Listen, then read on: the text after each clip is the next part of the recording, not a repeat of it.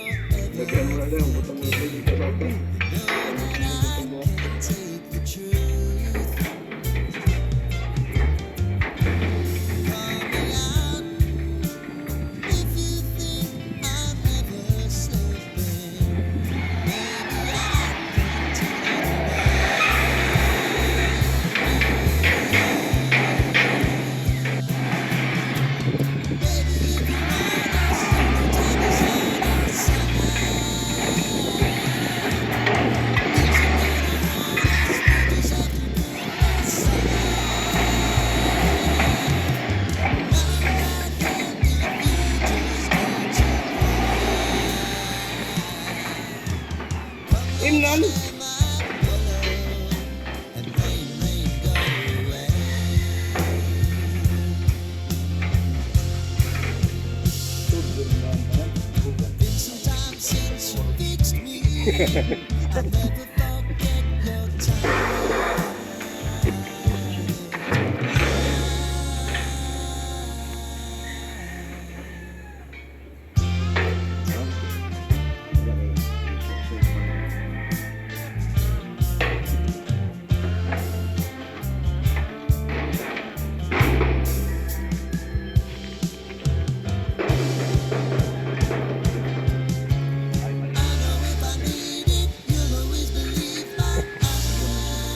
Balion.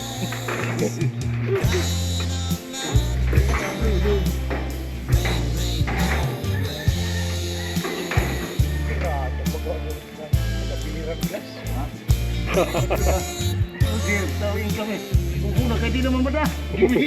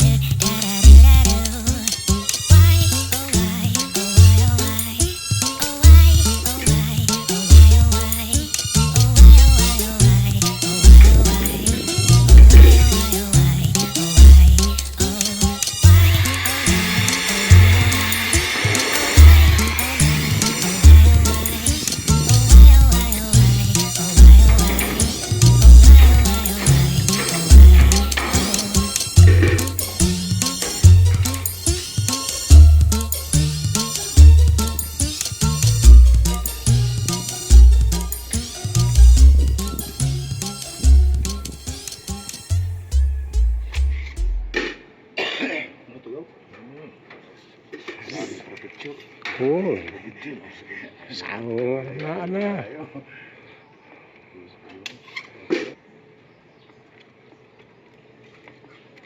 This is your Yuyo Sam. See you on my next vlog and God bless us all. Bye-bye.